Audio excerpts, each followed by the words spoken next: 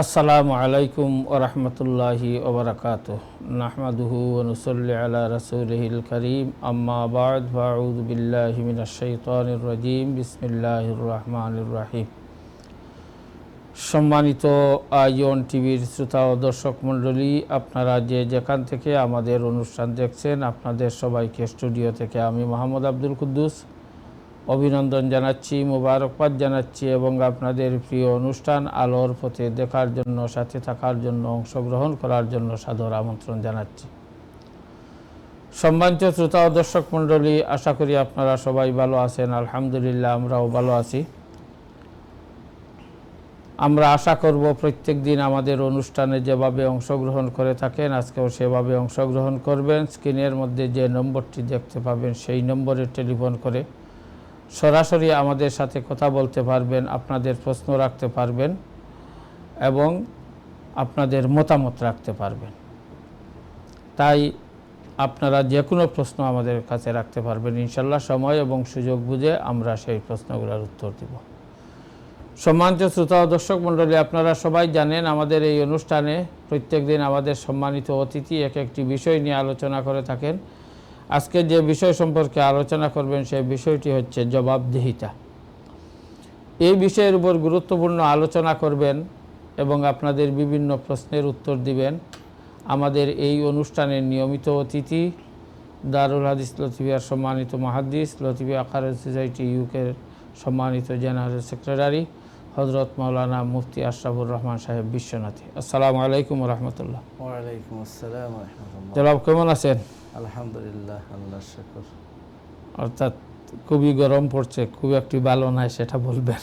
না, আসলে গরম, এটা তো একটু গরমটা তো ইউকেতে তাদের যেটা সেটা ঐতিহাসিক গরম বলা হয়। জি, সম্মানিত শ্রোতামণ্ডলী, আলহামদুলিল্লাহ, আশা করি আমরা এই গরমের মধ্যেই সবাই ভালো আছেন।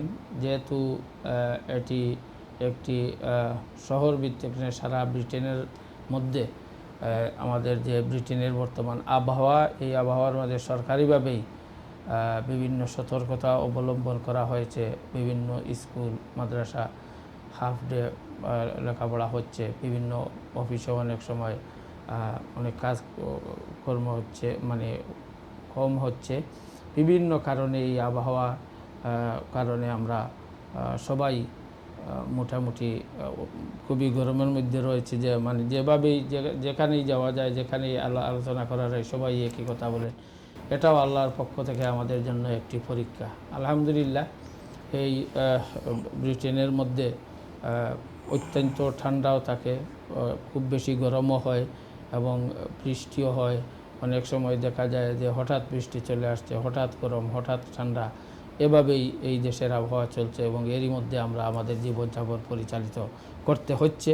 এবং এরই মধ্যে আমরা আজকে যে বিষয়টি নিয়ে এসেছি, জবাবদিহিতা, যে আল্লাহ পাক রব্বুল আলামিন আমাদেরকে পৃথিবীতে দিয়েছেন, আমাদের উপর অনেক কিছু আল্লাহ পাক রব্বুল আলামিন আদায় করার জন্য বলেছেন। অনেক কিছু দায়িত্ব এবং কর্তব্য আমাদের মধ্যে রয়েছে। তা কতটুকু আমরা সেটা আদায় করছি, কতটুকু জবাবদিহিতামূলক আদায় করছি। মানুষের কাছে অনেক জিনিস রয়েছে, মানুষের সাথে সম্পর্কে অনেক বিষয় রয়েছে যেগুলো স্বয়ং আল্লাহর সাথে সম্পর্ক। হয়তো সরাসরি এখন আল্লাহর কাছে আমরা জবাবদিহিতা করার সুযোগ নাই, কিন্তু আমরা তো একদিন করতেই হবে। যাই হোক, আমরা এই বিষয়ের উপর গুরুত্বপূর্ণ আলোচনা করবেন আমাদের সম্মানিত অতিথি।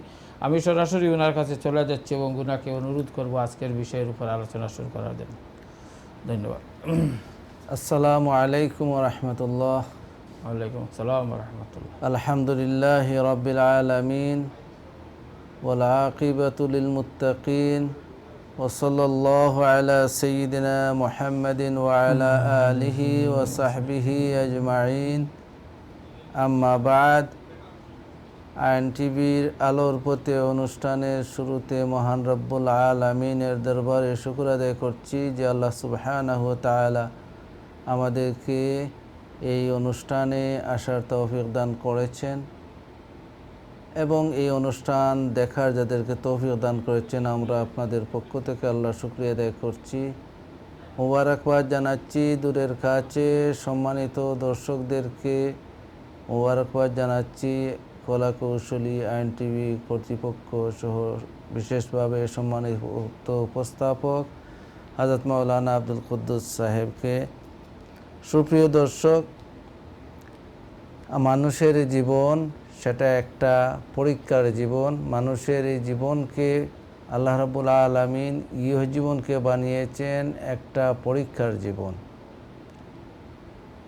আর সেই পরীক্ষায় উত্তীর্ণ কারা হয়েছেন, সেই পরীক্ষায় কারা সফলতা লাভ করেছেন, সে প্রকৃত সফলতা হচ্ছে যারা পরকালে সফল কাম হবেন।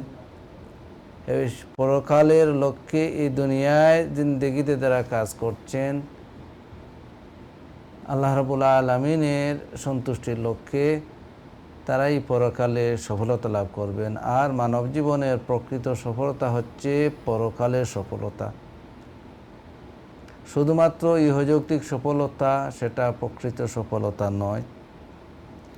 তাই আল্লাহ সুবহানাহু ওয়া তাআলা আমাদেরকে সেই সফলতা লাভের জন্য কিছু টাস্ক দিয়েছেন, কর্মসূচি দিয়েছেন, কাজ দিয়েছেন, দায়িত্ববোধ আমাদের দায়িত্ব দিয়েছেন। এবং সেই দায়িত্ব প্রতি আমাদেরকে পালনে উৎসাহিত করার জন্য, সেই দায়িত্ব পালনের গুরুত্ব এবং তার ফলাফল কিছু বর্ণনার জন্য আমাদেরকে আল্লাহ রাব্বুল আলামিন নবী পাঠিয়েছেন। পরবর্তীতে সেই নবীদের শিক্ষাকে সাহাবায়ে কেরাম ধারণ করেছেন, তাবিঈন, তাবে তাবিঈন, আইম্মায়ে মুজতাহিদিন, উলামায়ে কেরাম যুগে যুগে। সেই আল্লাহ প্রদত্ত একজন মানুষ হিসেবে তার দায়িত্ব কি, সেই দায়িত্ব পালন করার গুরুত্ব কতটুকু, সেই দায়িত্ব না পালনের ক্ষতি কতটুকু, এবং সেই দায়িত্ব পালন করলে ইহা জগৎ এবং পরলৌকিক জীবনে কি সফলতা আসবে এবং দায়িত্বে অবহেলা করলে কি ক্ষতির সম্মুখীন হবে, এই সব কিছু আল্লাহ রাব্বুল আলামিন আমাদেরকে দায়িত্বের পাশাপাশি জানিয়ে দিয়েছেন। তাই এই জমিনে আমরা, এই জগতে আমরা দায়িত্ব পালনে অবহেলা করলে যে কর্তৃপক্ষ আছে নির্ধারিত, সেই কর্তৃপক্ষের কাছে জবাবদিহি হতে হয়। আর সেই জবাবদিহিতা যে সমাজে নেই, সেই সমাজ উন্নতি লাভ করতে পারে না। তাই ইহজগতেও মানুষের জন্য জবাবদিহিতা তার জীবনের সফলতার জন্য, সমাজের সফলতার জন্য, শান্তি শৃঙ্খলা নিরাপত্তার জন্য সেটা অত্যন্ত গুরুত্বপূর্ণ।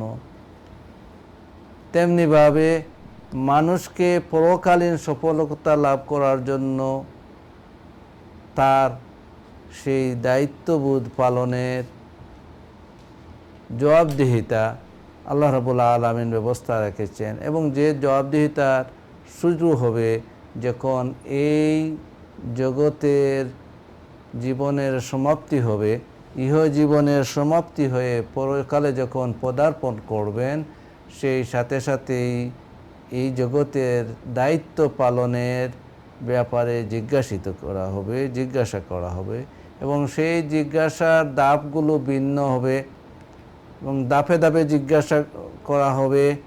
প্রথমত ফান্ডামেন্টাল বা সেই মৌলিক বিষয়গুলো সম্পর্কে জিজ্ঞাসিত হবে। সেই জিজ্ঞাসা শুরু হবে মানুষের খবরে। যেহেতু যে মানুষ, সেই ব্যক্তি যে আমল করবে, সেই আমলের ফলাফল সেই ভোগ করবে। যে কোনো আমল মানুষ করে, যে কাজ মানুষ করে, তার ফলাফলটা সে নিজেই ভোগ করে। সেই কাজটি ভালো হোক অথবা মন্দ হোক, আল্লাহ সুবহানাহু ওয়া তাআলা কোরআন কারীমে ফুরকান হামিদে ইরশাদ করেছেন, মান আমিলা সালিহান ফালিনাফসিহি ওয়া মান আসাআ আলাইহা ওয়া মান আসাআ ফাআলাইহা ওয়া মা রাব্বুকা বিযাল্লামিল লিল আবিদ। হে মানবজাতি, তোমাদের মধ্যে যে ব্যক্তি ভালো কাজ করবে, মান আমিলা সালিহান ফালিনাফসিহি, সে কাজটি তার জন্যই হয়েছে, অর্থাৎ সেই কাজটির ফলাফল, সে নিজে ভোগ করবে। ওমান আসাআ ফাআলাইহা, এবং যে ব্যক্তি মন্দ কাজ করবে, খারাপ কাজ করবে, অন্যায় কাজ করবে, সেই ব্যক্তি সেই অন্যায়ের শাস্তি ভোগ করবে। আল্লাহ সুবহানাহু ওয়া তাআলা তার বান্দাদের উপর বিন্দুমাত্র জুলুম করেন না, অত্যাচার করেন না, অন্যায় করেন না। অর্থাৎ একজন মানুষ পরকালীন জীবনে শাস্তির সম্মুখীন হবে সেটা তার আমলের জন্য, এবং একজন মানুষ পুরস্কৃত হবে সেটা তার আমলের জন্য। আল্লাহ রাব্বুল আলামিন যে ব্যক্তি শাস্তি পাওয়ার উপযুক্ত নয় এমন ব্যক্তিকে আল্লাহ রাব্বুল আলামিন শাস্তি দেবেন না, আর যে ব্যক্তি শাস্তি পাওয়ার উপযুক্ত সেই ব্যক্তিকে আল্লাহ রাব্বুল আলামিন শাস্তির ঘোষণা দিয়েছেন, ওয়াদা দিয়েছেন, শাস্তির ঘোষণা দিয়েছেন। সেটা একজন ন্যায়পরায়ণ হিসেবে আল্লাহ সেটা ন্যায়পরায়ণতা। কিন্তু আল্লাহ রাব্বুল আলামিন অতিশয় দয়ালু। আল্লাহ রাব্বুল আলামিন চাইলে সেই অপরাধীকে ক্ষমা করে দিতে পারবেন, কিন্তু স্বাভাবিক রুলস হচ্ছে আল্লাহ সুবহানাহু ওয়া তাআলার যে ব্যক্তি অন্যায় করবে সে অন্যায়ের শাস্তি ভোগ করবে, এবং যে নেক কাজ করবে, ভালো কাজ করবে, তার ফলাফল সেই ভোগ করবে। আল্লাহ রাব্বুল আলামিন তার বান্দাদেরকে বিন্দুমাত্র জুলুম করেন না। তাই আমাদের এই জীবনটি, এই জীবনের কার্যাবলী সব কিছুই পরকালে আমরা এই কাজের ফলাফল ভোগ করব, সেটা মন্দ হোক সেটা ভালো কাজ হোক। শুধু তাই নয়, আমাদের কাজের ফলাফল এই জমিনেও আমরা ভোগ করে থাকি, শুধুমাত্র পরকালে নয়। এর কারণে সেই কাজের ফলাফলটি নির্ভর করে, সেই ভালো কাজের ফলাফল যেভাবে এই জমিনে আমরা পেয়ে থাকি পরকালে আল্লাহর দরবারে রয়েছে। মন্দ কাজের ফলাফল বা শাস্তি সেটি এই জমিনেও পাওয়া হয়ে থাকে আল্লাহর দরবারে। সেটা অন্যায় কাজ অনেকগুলো, যেগুলো শাস্তি আল্লাহ রাব্বুল আলামিনের কাছে, সেখানে জবাবদিহিতা করতে হবে। তাই যারা মুমিন বা বিলিভার, আমরা মুমিনদের জন্য আল্লাহ রাব্বুল আলামিন ইরশাদ করেছেন, মান আমিলা সালিহান মিন যাকারিন আও উনসা, যে ব্যক্তি ভালো কাজ করলো সে পুরুষ হোক অথবা মহিলা হোক, ওয়া হুয়া মুমিনুন, সে নেক কাজ করেছে, সে মুমিন ব্যক্তি যখন ভালো কাজ করে সেই ব্যক্তি পরকালে সেই ভালো কাজের রেজাল্ট বা ফলাফল পাবে। এই জমিনে আল্লাহ রাব্বুল আলামিন তাকে ফল দিয়ে দেন, তাকে রেজাল্ট দিয়ে দেন। আল্লাহ রাব্বুল আলামিন ইরশাদ করছেন, ফালানুহিয়ান্নাহু হায়াতান তাইয়্যিবা, আল্লাহ রাব্বুল আলামিন নেককার মানুষদেরকে হায়াতে তৈয়্যিবা দান করেন, হায়াতে তৈয়্যিবা দান করেন, একটা কমফোর্টেবল লাইফ আল্লাহ রাব্বুল আলামিন তাদেরকে দান করেন, প্রশান্ত লাইফ তাদেরকে জীবন দান করেন। তাই আমাদের সেই কার্যাবলী মন্দ হোক এবং ভালো কাজ হোক, সব কাজেরই জন্য আমাদের জবাবদিহিতা রয়েছে। অর্থাৎ আমাদের যে দায়িত্ব, সেই দায়িত্বের ব্যাপারে আমরা জিজ্ঞাসিত হব। প্রথম জিজ্ঞাসা কবরে। রাসূল পাক সাল্লাল্লাহু আলাইহি সাল্লাম ইরশাদ করেছেন, যখন এক মানুষ মৃত্যুবরণ করে, ইদা মাতাল ইনসান, যখন মানুষ মৃত্যুবরণ করে, মানুষ যখন মারা যান, মানুষ মারা যাওয়ার পরে ইদা উকবিয়াল মাইয়িত, সেই মৃত ব্যক্তিকে যখন কবরস্থ করা হয়, কবরস্থ করার পর আতাহু মালাকানে, দুইজন ফেরেশতা আসেন, যে দুইজন ফেরেশতা আমরা নাকির এবং মুনকার হিসেবে জানি। সেই নাকির মুনকার দুইজন ফেরেশতা আসেন, এসে সেই ব্যক্তিকে কবরের মধ্যে জীবিত করেন, সেই ব্যক্তিকে জীবিত করেন, তাকে বসায়েন, কবরের মধ্যে তাকে বসিয়ে দেন। সে ব্যক্তি যখন কবরে আবার তার জীবন এসে যায়, তখন সে শুনতে পারে, হাত্তা ইয়াসমা কারআন ইয়াদিহিম, যারা তাকে কবর দিতে এসেছেন, তারা উপরে চলতেছেন, হাঁটতেছেন, তাদের সেই স্যান্ডেলের আওয়াজটি এই ব্যক্তি শুনতে পান। অর্থাৎ যখন মানুষকে কবরে রাখা হয় তখনই কিছু সময়ের মধ্যেই, এত সময়টি রাসূল সাল্লাল্লাহু আলাইহি ওয়াসাল্লাম ইরশাদ করছেন যে হাত্তা ইয়াসমা কারআন ইয়াদিহিম, সেই ব্যক্তি যারা তাকে কবরস্থ করেছেন, দাফনে যারা এসেছেন, তাদের স্যান্ডেলের আওয়াজ শুনতে পায়, অর্থাৎ তারা এখনও সেই কবরের এরিয়া ছেড়ে যান নাই, তাকে মাটি কবরস্থ করেছেন। তখন থেকে সওয়াল শুরু হয়ে যায়। তখন আল্লাহ রাব্বুল আলামিনের হাবিব সাল্লাল্লাহু আলাইহি ওয়াসাল্লাম ইরশাদ করছেন যে 3টি প্রশ্ন সেই ব্যক্তিকে করা হয়। একটি প্রশ্ন হচ্ছে তার রবের ব্যাপারে প্রশ্ন করা হয়, একটি প্রশ্ন হচ্ছে তার ধর্মের ব্যাপারে প্রশ্ন করা হয়, আর একটি প্রশ্ন হচ্ছে তার নবীর ব্যাপারে প্রশ্ন করা হয়। তাই এই মৌলিক 3টি প্রশ্ন যখন একজন বান্দা সেখানে দিতে সক্ষম হয়ে যাবে, আর এই সক্ষমতা, এই প্রশ্নের উত্তরগুলো মুখস্থ করার মাধ্যমে সেটার সক্ষমতা আসবে না, বরং প্র্যাকটিক্যাল লাইফে সেগুলো পালনের মাধ্যমে, সেগুলো বিশ্বাসের মাধ্যমে, সেই বিশ্বাসের মাধ্যমেই আল্লাহ রাব্বুল আলামিন তৌফিক দিয়ে দেবেন, তারা সেই উত্তর সঠিক দিতে পারবেন, অন্যথায় উত্তর সঠিক দিতে পারবেন না। হাদিস শরীফে এসেছে, রাসূল পাক সাল্লাল্লাহু আলাইহি সাল্লাম ইরশাদ করেছেন যে যখন তাকে জীবিত করা হবে, তাকে বসানো হবে, বসার পর তাকে প্রশ্ন করা হবে, মার রাব্বুকা। তখন আমাল মুমিন, সেই মুমিন ব্যক্তি যারা আল্লাহ রাব্বুল আলামিনের বিশ্বাসী, সঠিক বিশ্বাসী ছিলেন, তারা সেই প্রশ্নের উত্তর দিতে পারবেন। সেই ব্যক্তি বলে উঠবেন, রব্বি আল্লাহ দীনি আল ইসলাম নবী মুহাম্মদ সাল্লাল্লাহু আলাইহি ওয়াসাল্লাম। সেই ব্যক্তি প্রশ্নের উত্তর দিতে পারবেন। আর যে ভালোভাবে বিশ্বাস স্থাপন করেন নাই, ওয়াম্মাল মুনাফিক, সেই ব্যক্তি বলবে, আমি ওনার সম্পর্কে মানুষ যেভাবে বলতো আমি সেভাবে বলি, অর্থাৎ তার সম্পর্কে আমার পুরোপুরি সঠিক বিশ্বাস ছিল না। তাই যাকে এই প্রশ্ন করা হবে, যখন সে উত্তর দিতে পারবে না, তখন সেই ব্যক্তিকে তখন থেকে কবরের শাস্তির সম্মুখীন হবে। তখন এই প্রশ্নের সম্মুখীন, তারপর আমাদের জন্য রয়েছে ফুলসিরাত, সেখানে আমাদেরকে প্রশ্নের সম্মুখীন হতে হবে। কিয়ামতের ময়দানে আমাদেরকে প্রশ্নের সম্মুখীন হতে হবে। কিয়ামতের ময়দান সেটা অত্যন্ত কঠিন দিন। কিয়ামত বা পরকালের সেই কিয়ামতের দিন, যে দিনের দৈর্ঘ্য 50,000 বৎসরের অধিক,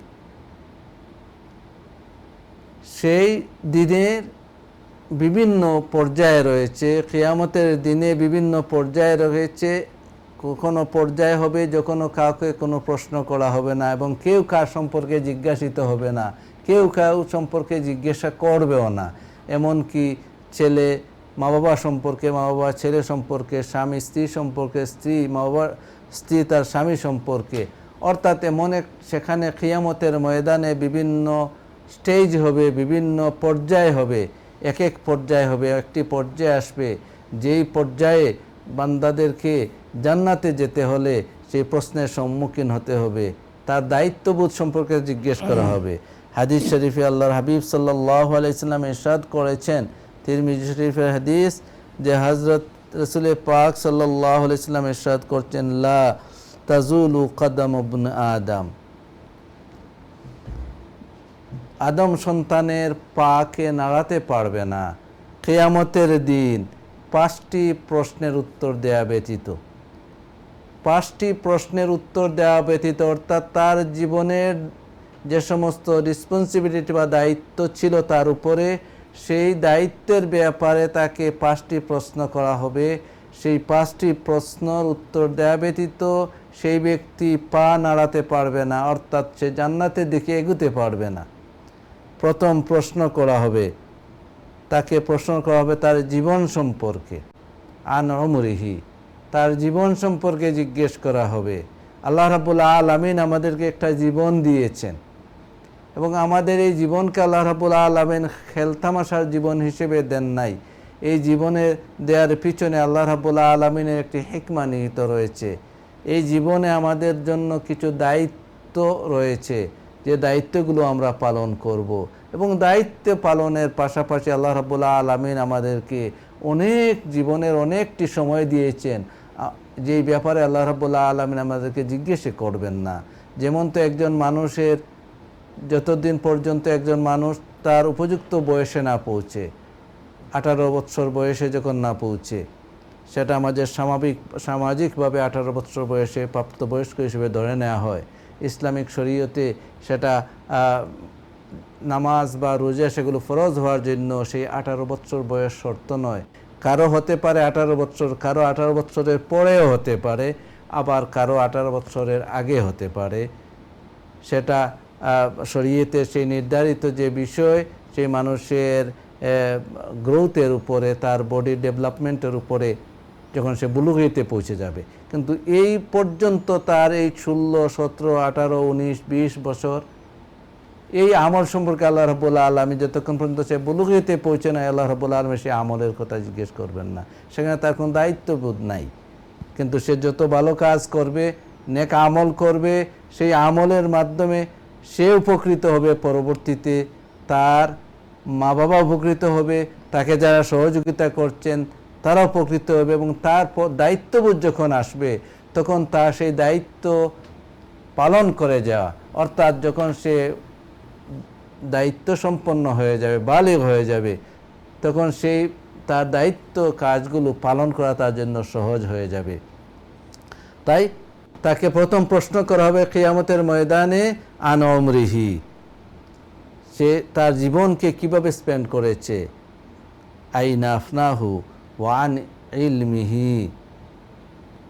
তারপর তাকে প্রশ্ন করা হবে তার জ্ঞান সম্পর্কে, সে কি জ্ঞান অর্জন করেছে, সে জ্ঞান কি জন্য অর্জন করেছে, সে কিসের জ্ঞান অর্জন করেছে, সে জ্ঞানের মাধ্যমে সে কি লাভ করেছে, কি করেছে, সে আল্লাহর জন্য কি করেছে, আল্লাহর ইবাদতে কি করেছে, সে তার উপর অর্পিত দায়িত্ব, সামাজিক দায়িত্ব, তার ফ্যামিলি দায়িত্ব, পারিবারিক দায়িত্ব, সে সেটা জেনেছে, জ্ঞান অর্জন করেছে। সেই জ্ঞান দিয়ে সে কি করেছে, সে জ্ঞানকে সে কী কাজে ব্যবহার করেছে, তার জ্ঞানকে ব্যবহার করেছে কারো ক্ষতি করার জন্য না, তার সেই জ্ঞানকে ব্যবহার করেছে মানুষের উপকারের জন্য, সৃষ্টির উপকারের জন্য এবং তার ব্যক্তিগত উপকারের জন্য।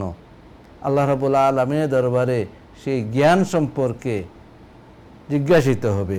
তারপর তাকে মাল সম্পর্কে জিজ্ঞেস করা হবে, তার সম্পদ সম্পর্কে জিজ্ঞেস করা হবে।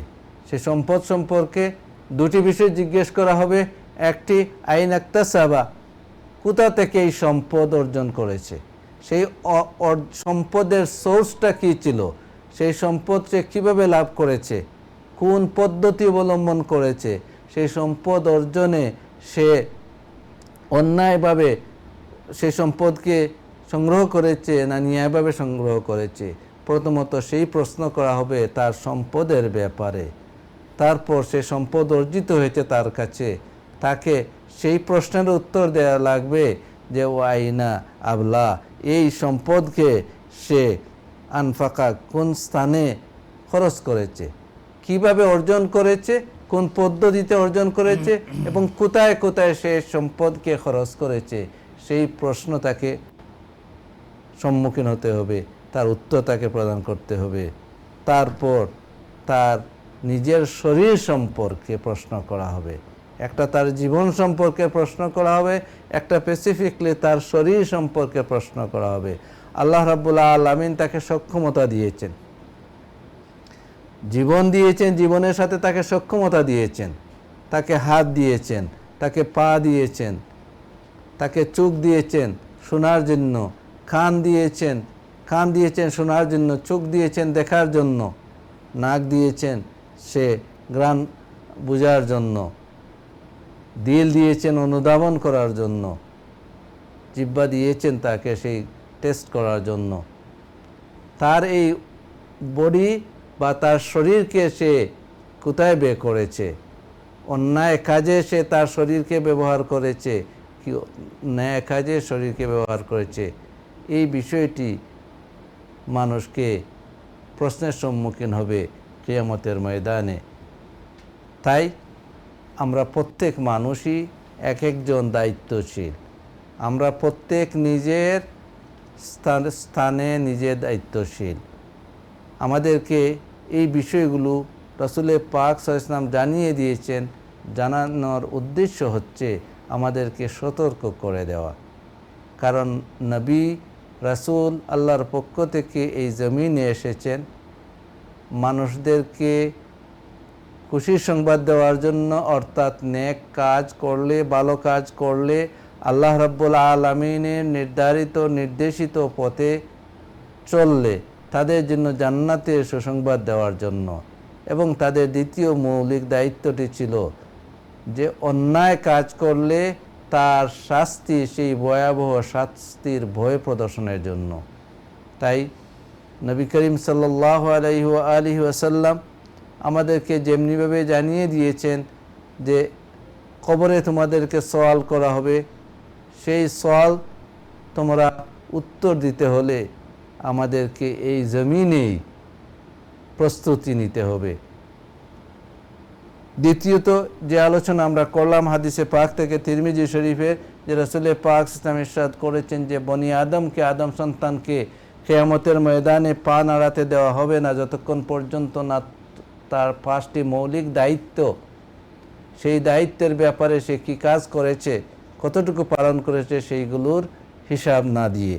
একটি হচ্ছে তাকে আমি জীবন দিয়েছি, তাকে সে জীবনকে কিভাবে পরিচালিত করেছে, তাকে আমি জ্ঞান দিয়েছি, তার জ্ঞানকে সে কিভাবে কাজে লাগিয়েছে, সেই জ্ঞানের মাধ্যমে সে কি করতে পেরেছে। তাকে আমি সম্পদ দিয়েছি, সেই সম্পদ সে কোথা থেকে কিভাবে অর্জন করেছে এবং সেই সম্পদের ব্যয় সে কীভাবে করেছে। এবং পঞ্চমত তাকে আমি সুস্থ শরীর দিয়েছি, তার সেই শরীরকে সে কোনভাবে কোন দিকে ব্যয় করেছে। সুপ্রিয় দর্শক,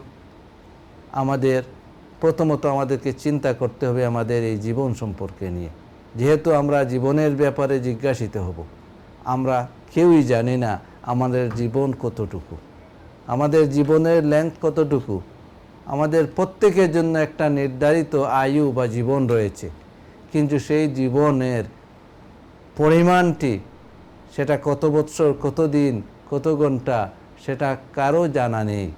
সেই বিষয়টি সম্পূর্ণ আল্লাহ রাব্বুল আলামিন আমাদের অজানা রেখেছেন। আল্লাহ রাব্বুল আলামিন ইরশাদ করছেন, লিকুল্লি নাফসিন আজাল, প্রত্যেক নাফসের জন্য, জীবাত্মার জন্য রয়েছে একটা নির্ধারিত সময়। জি জনাব, আমরা আসবো মুফতি সাহেব আপনার কাছে।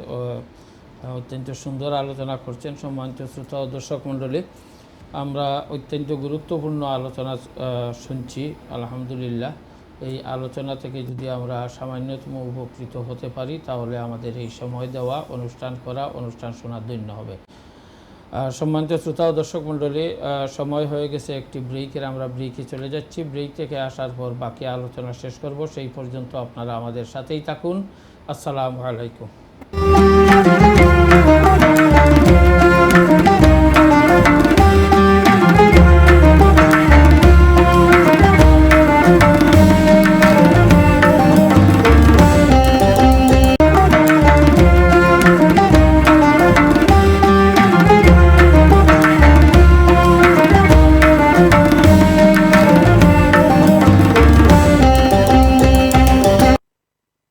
আলাইকুম রহমতুল্লাহ। সম্মানিত শ্রোতা ও দর্শক মণ্ডলী, বিরতির পর আবারও আমরা চলে এলাম। এই সময় যারা আমাদের অংশগ্রহণ করেছেন আপনাদেরকে আমরা স্বাগত জানাচ্ছি।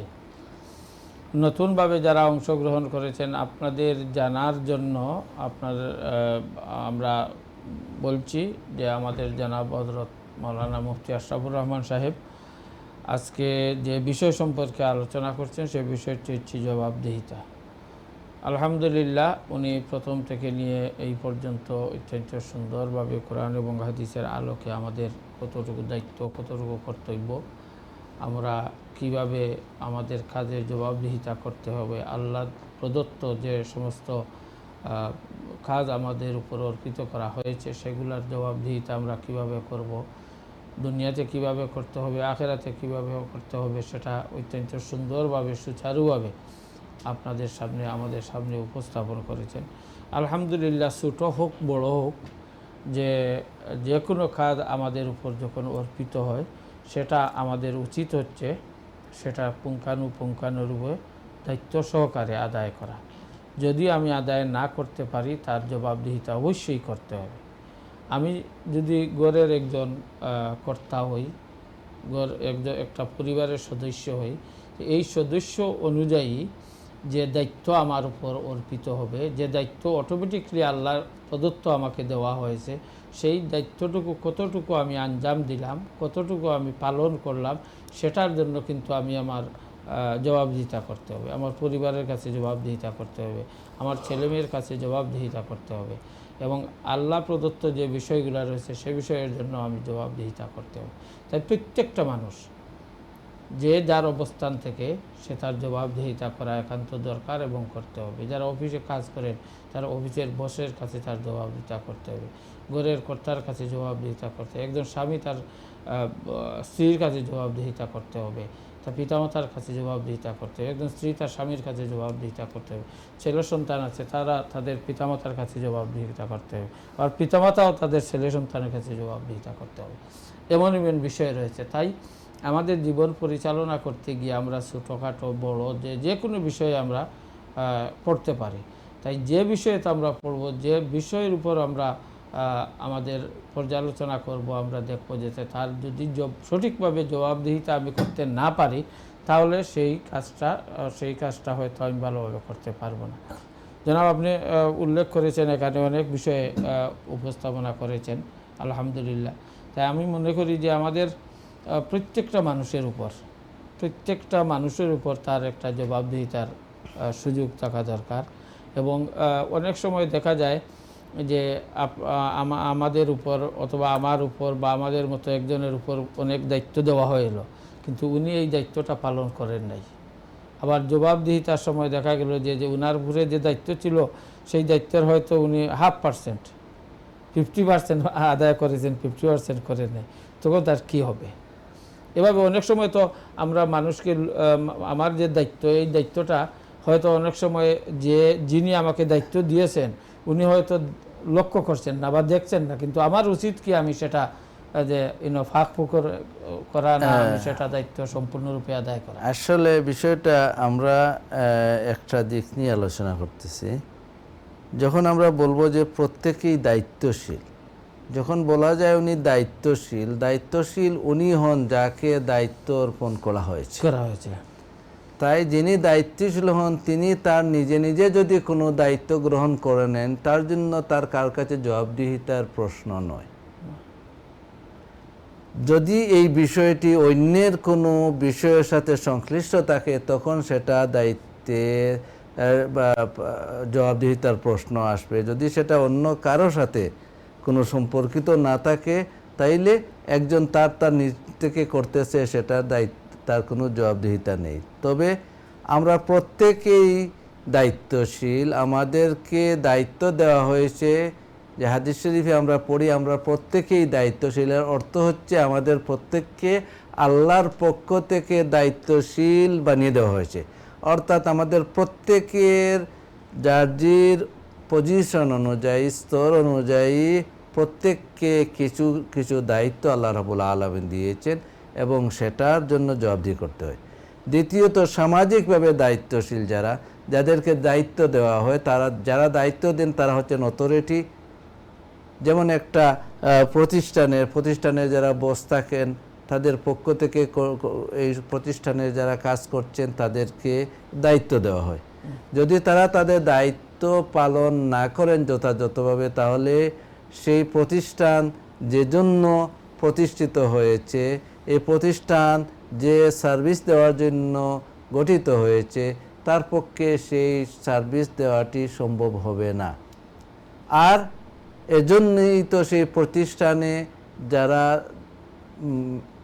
দায়িত্বে থাকেন, উপরের দায়িত্বে থাকেন, তারা তাদের অধীনস্থদেরকে তাদের কাজের ব্যাপারে তদারকি করেন এবং তার অধীনস্থরা ঊর্ধ্বস্তরের কাছে তার দায়িত্বের জবাবদিহিতা দিতে হয়, হিসাব দিতে হয়।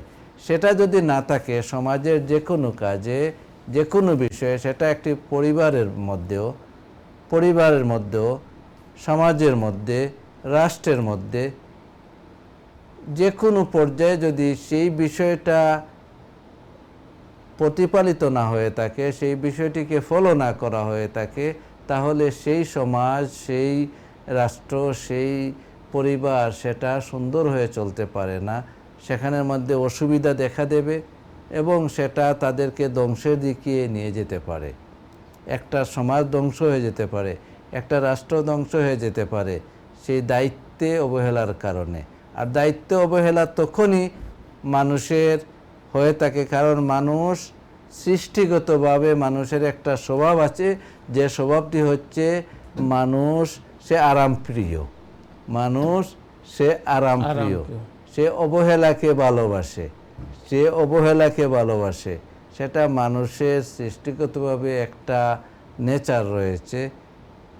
তাই আল্লাহ রাব্বুল আলামিন মানুষদেরকে জবাবদিহির সম্মুখীন করেছেন, যে তাকে খলিফা হিসেবে পাঠিয়েছেন আল্লাহ রাব্বুল আলামিন, দায়িত্ব দিয়ে জমিনে সৃষ্টি করেছেন।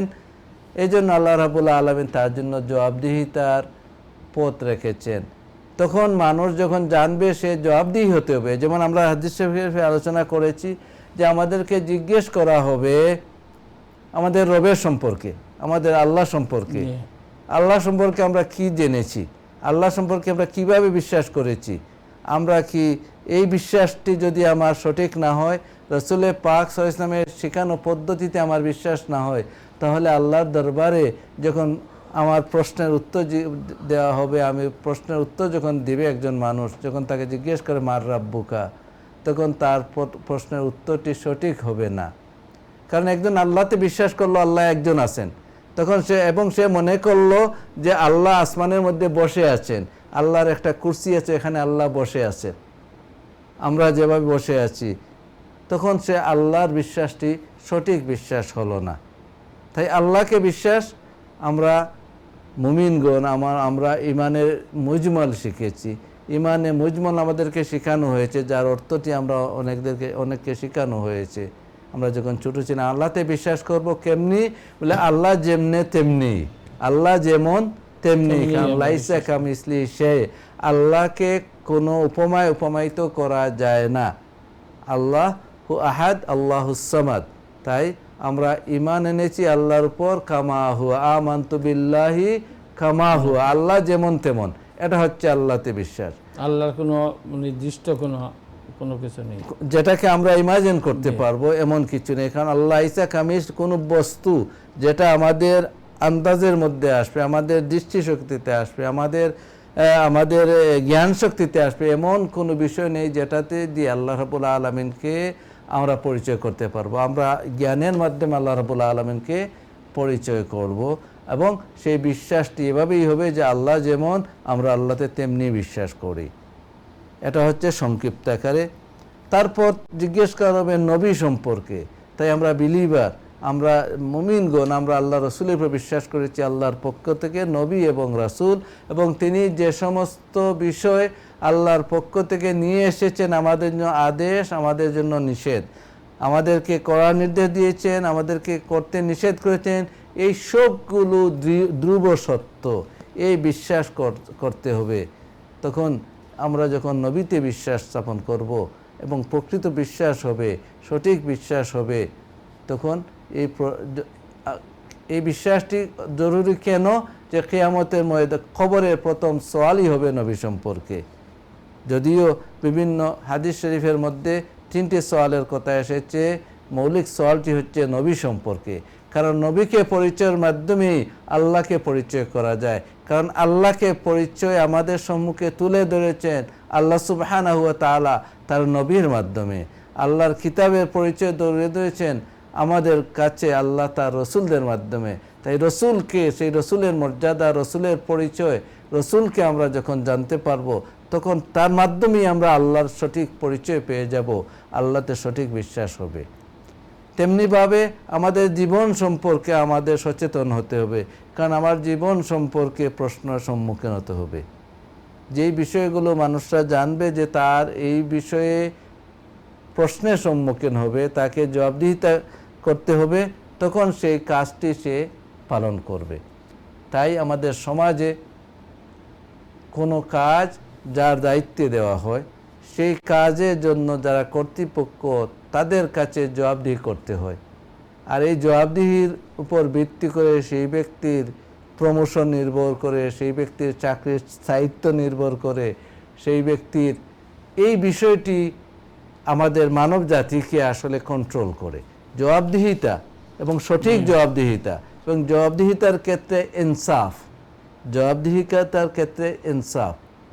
তাই যে সমস্ত বিষয়ে আল্লাহ রাব্বুল আলামিন আমাদেরকে দায়িত্ব দেননি, সেই বিষয়গুলো সম্পর্কে আল্লাহ রাব্বুল আলামিন আমাদেরকে প্রশ্ন করবেন না, যদি না সেই বিষয়ে মাধ্যমে আল্লাহর অর্পিত অন্য কোনো দায়িত্ব অবহেলা না হয়। যেমন একজন মানুষ তার জীবনে নফল ইবাদত করবে, কত রাকাত পড়বে, নফল ইবাদত করবে, নামাজ পড়ুক, সাদকা করুক, সাদকা করুক, সে অন্য নেক আমল করুক, ভালো কাজ যেটাই হোক, যেটা তার দায়িত্বে নয় এক্সট্রা, সে যত বেশি পরে করুক, এতে আল্লাহ রাব্বুল আলামিন তাকে জিজ্ঞেস করবেন না যে তুমি অত করলে কেন। যেমন একজন মানুষ যদি রাতের বেলা সে 100 রাকাত নফল নামাজ পড়ে, 100 রাকাত নফল নামাজ পড়ে, আল্লাহ রাব্বুল আলামিনের দরবারে সে এই জন্য জিজ্ঞাসিত হবে না তুমি কেন 100 রাকাত পড়লে। কারণ না পড়লে কোনো কিছু না পড়লেও আল্লাহ রাব্বুল আলামিন জিজ্ঞেস করবেন না, পড়লেও জিজ্ঞেস করবেন না। কিন্তু যেহেতু নেক আমল নফল এবং যেহেতু নেক আমল সে উপকৃত হবে, এই জন্য তার জবাবদিহিতা নেই। কিন্তু জবাবদিহিতা হবে এই কাজের জন্য জবাবদিহিতা হবে যদি একজনের নফল নামাজ পড়বে। এখন দেখা গেল যে রাসূল সাল্লাল্লাহু আলাইহি ওয়াসাল্লাম শিখিয়ে দিয়েছেন একটা পদ্ধতিতে নামাজের শিক্ষা দিয়েছেন, তখন সেই শিক্ষাকে ভায়োলেট করা হলো, তখন তাকে এই নফলের জন্য নয় বরং তাকে দায়িত্ব পালনের যে বিষয় দেওয়া হয়েছে যে রাসূল সাল্লাল্লাহু আলাইহি ওয়াসাল্লামকে অনুসরণ করতে হবে, রাসূল সাল্লাল্লাহু আলাইহি ওয়াসাল্লামের অনুসরণে ইবাদত করতে হবে, তখন সেই অনুসরণ না করার কারণে এই প্রশ্ন আসবে তার কাছে। কিন্তু বলুন এভাবে সমাজে যে অনেকে তার নিজ থেকে সমাজের অনেক কাজের, যেটাকে আমরা ভলান্টারি বলে থাকি, এই ভলান্টিয়ার যারা হয়ে যান, সেই ভলান্টারি অতক্ষণ পর্যন্ত তার সেটা উপকৃত হয় তাকে সমাজে যতক্ষণ পর্যন্ত সেই ভলান্টিয়ারের মাধ্যমে যে কোম্পানি অথবা যাদের পক্ষে করতেছে তাদের কোনো রুল ব্রেক না হয়। আর যদি রুল ব্রেক হয় তাহলে সেটা ভলান্টারি হলেও তাকে জবাবদিহি করতে হবে, যেহেতু আল্লাহ তাকে বা সেই কোম্পানি থেকে দায়িত্ব দেয় নাই, সে নিজ থেকে দায়িত্ব নিয়েছে। তাই ভলান্টারির ক্ষেত্রে যেটা দায়িত্ব নয়, দায়িত্বে নিয়ে নেওয়া সেটা যেমনিভাবে অধিক উপকারী সওয়াবের কাজ, তেমনিভাবে অত্যন্ত ডেঞ্জারাস বিষয়, যে বিষয়টিকে কোরআনে কারীমে আল্লাহ রাব্বুল আলামিন উল্লেখ করেছেন। কারণ যে বিষয়টিকে ভালোর জন্য করতেছেন, যখন তার লিমিটকে ক্রস করা হয়ে যাবে তখন সে এটা অত্যন্ত ক্ষতির বিষয় হয়ে যাবে। কিন্তু নিজেকে যে দায়িত্ব দেওয়া হয়েছে সেই দায়িত্ব আপ্রাণ চেষ্টা করার পর যদি একজন মানুষ এই দায়িত্ব পালনে কিছুটা ব্যর্থ হয়, তারপরে আল্লাহ রাব্বুল আলামিন সেই ব্যক্তিকে ক্ষমা করে দিবেন, সেই ব্যক্তিকে ক্ষমা করে দিবেন, তাকে পুরস্কৃত করবেন। জি, আসলে বিষয়গুলো আপনি খুবই গুরুত্বপূর্ণ যে বিষয়গুলো আলোচনা করলেন, যে এই জন্য তো আপনি যদি ইবাদত করেন, নফল ইবাদত করেন বা যে কোনো ভালো কাজ করেন, নিয়ম এবং রুলকে ফলো করে করতে হবে। আপনি বা আমি নিজের ইচ্ছায় আমরা একটা করে ফেললাম যে এইভাবে, সেটা অনেক ভালো কাজ, ভালো জিনিস, কিন্তু রুলের বা নিয়মের উল্টা যদি আমি করি তাহলে তো সেটা হবে না। রুলে যদি আমি ফলো না করি তাহলে সেটা হবে না। অর্থাৎ রুলের ভিতরে থেকে আমার ওই কাজ আমি করতে হবে। এই ইবাদতের ক্ষেত্রে হোক, অন্যান্য সামাজিক কাজের ক্ষেত্রে, সামাজিক ক্ষেত্রে আমাদের সমাজে যে কাজটি যেভাবে করা হয় এবং সামাজিকভাবে যেটা প্রতিষ্ঠিত, সেটার উল্টো দিকে গিয়ে যতক্ষণ পর্যন্ত সে সামাজিক কাজটি আমাদের মানুষ কল্যাণের জন্য হয়, তাকে সমাজের কল্যাণ হয় তাকে, তাহলে সেই কাজটি সেভাবেই করা। তার উল্টো গতিতে গেলে সেটায় সমাজের মধ্যে বিশৃঙ্খলা আসবে। কারণ সমাজের রুলস তেমনিভাবে একটি পরিবারে তার পারিবারিক কিছু রুল রয়েছে, তেমনিভাবে একটি প্রতিষ্ঠানে তার প্রাতিষ্ঠানিক কিছু রুল রয়েছে। তখন সেই প্রতিষ্ঠানে এই কাজটি তার প্রাতিষ্ঠানিক রুলের ভিত্তিতেই সম্পূর্ণ করতে হয়। এটা আসলে সামগ্রিকভাবে একজন দায়িত্বশীল, তার যে কাজটি তার দায়িত্বে, সে তার দায়িত্বে যতটুকু, সে ততটুকু পর্যন্ত পালনের আপ্রাণ চেষ্টা করা, এবং সে যেগুলো তার ধর্মীয় দায়িত্ব, যেগুলো আল্লাহ এবং রসুলের পক্ষ থেকে আমাদের উপর দায়িত্ব দেওয়া হয়েছে, সেই বিষয়গুলো সম্পর্কে আমরা আল্লাহ সুবহানাহু ওয়া তাআলার কাছে জবাবদিহি করতে হবে এবং এর ভিত্তিতেই একজন মানুষ সে শাস্তি ভোগ করবে, এর ভিত্তিতেই সে পুরস্কৃত হবে। জি, অসংখ্য ধন্যবাদ। আসলে ব্যাপারটা যদিও আমরা সাধারণভাবে আলোচনা করছি, কিন্তু ব্যাপারটি হচ্ছে অত্যন্ত গুরুত্বপূর্ণ। যে আপনি প্রথমেই বলেছেন এবং বিশেষ করে যে এখন বললেন যে আসলে যেটা নিজের ইচ্ছায় নিজে নেওয়া নেই, কোনো ইবাদত হোক অন্য কোনো কাজ হোক, তার কোনো জবাবদিহিতা আপনি করতে হবে না যদি রুলর উল্টা না করেন। এবং যেটা আমাদের উপর আল্লাহ পাক রব্বুল আলামিন নির্ধারিত করে দিয়েছেন, অথবা কোনো মানুষ আমাদের কাছে কোনো জিনিস নির্ধারিত করে দিয়েছেন, তখন সেটার জবাবদিহিতা অবশ্যই আমি করতে হবে। এবং যদি আমি জবাবদিহিতা আমার করার মন মানসিকতা থাকে, তাহলে ওই কাজটা কিন্তু আমি ভালোভাবে করব। যদি আমি জানি যে এই কাজটা আমি করতেছি, এর জবাবদিহিতা আমি আমার বসের কাছে, আমার উপরের যিনি রয়েছেন উনার কাছে আমি সেটা দিতে হবে, অথবা আমার ফ্যামিলির কাছে আমি সেই জবাবদিহিতা করতে হবে, তখন দেখা যাবে যে এই কাজটি আমি খুবই ভালোভাবে করতেছি। এবং যে অনেক ইবাদত রয়েছে, যেমন নামাজ, রোজা, হজ, যাকাত, এগুলো তো আল্লাহ প্রদত্ত দেওয়া। এইগুলো অনেক সময় দেখি আমরা অনেকে অবহেলা করি। কিন্তু যদিও সরাসরি আল্লাহ আমাদেরকে এখন জিজ্ঞাসা করেন নাই, কিন্তু এমন একদিন তো আসবে যেদিন এইগুলারও জবাবদিহিতা আমরা করতে হবে। এজন্য আমরা অনেক সময় আমাদের মাঝে অনেকে মনে করেন বা অনেকে আমাদেরকে জিজ্ঞেস করেন যে হয়তো আমি এখন ভালোভাবে নামাজ পড়তেছি না, ইনশাল্লাহ আমি আরও সময় যাও, তারপরে আমি ভালোভাবে নামাজ পড়া আরম্ভ করব। আমি হজে যাচ্ছি না, আমার উপর হজ ফরজ, কিন্তু আমার আরও অনেক কিছু রয়েছে, আমি চাচ্ছি যে এই সমস্ত একটু গুটিয়ে ফেলি, তারপরে আমি ইনশাল্লাহ হজে যাব। এই যে মন মানসিকতা, এটা তো যে একজন মানুষ যে একটি মুহূর্ত যে সে বেঁচে থাকবে তার তো কোনো গ্যারান্টি নেই। এজন্য আমাদেরকে আসলে বিষয়টি, আমরা এই আলোচনার মূল বিষয়টা হচ্ছে, আলোচনার মূল উদ্দেশ্য হচ্ছে যে সাবজেক্ট আপনি নির্ধারণ করেছেন, আমি মনে করি এটার মূল উদ্দেশ্য হচ্ছে যে আমাদের মধ্যে সচেতনতাকে বাড়ানো। আমরা যে দায়িত্বেই থাকি, সেই দায়িত্বটি সামাজিক দায়িত্ব হোক, সেই দায়িত্বটি আমাদের ধর্মীয় দায়িত্ব হোক, আমরা সেই দায়িত্বের ব্যাপারে সচেতন হব। যদিও এই দুনিয়ার জমিনে কোনো রাখা হলেও সেটাকে অ্যাভয়েড করা সম্ভব হতে পারে, কিন্তু রব্বুল আলামিনের দরবারে যখন সেই কোয়েশন করা হবে, সেই বিষয়গুলো যখন জিজ্ঞাসা করা হবে, সেখান থেকে পেয়ে যাওয়া সেটা কোনো মতেই সম্ভব হবে না। সেটা একমাত্র আল্লাহ রাব্বুল আলামিনের দয়ার উপর নির্ভর করবে। তাই আমরা যেন সচেতন হই, যাতে করে যদিও অনেক ত্রুটি বিচ্যুতি হয়ে যায়, কিন্তু আমরা যাতে করে আল্লাহর রহমত পেতে পারি এমন আশা নিয়ে এবং এমনভাবে আমাদেরকে গড়ে তোলার চেষ্টা আমরা করি। জি, অসংখ্য ধন্যবাদ। আমরা আজকে আর আলোচনা করতে পারবো না, এখানে আমাদের অনুষ্ঠান শেষ করতে হবে। সম্মানিত শ্রোতা ও দর্শক মণ্ডলী, আমরা প্রথম থেকে নিয়ে এই পর্যন্ত যতটুকু আলোচনা করলাম, আশা করি আমরা সবাই উপকৃত হব। প্রথম থেকে নিয়ে যারা আমাদের অনুষ্ঠানে অংশগ্রহণ করেছেন, আপনাদেরকে বিশেষ করে আইএন টিভির কলা কৌশলী সম্মানিত অতিথি সবাইকে অসংখ্য মোবারকবাদ জানিয়ে আল্লাহ পাক রব্বুল আলামিন আমাদেরকে আপনাদেরকে সবাইকে ভালো রাখুন, সুস্থ রাখুন, এই কামনা করে এখানে আজকের অনুষ্ঠান শেষ করছি। আসসালামু আলাইকুম ওয়া রাহমাতুল্লাহি ওয়া বারাকাতুহু।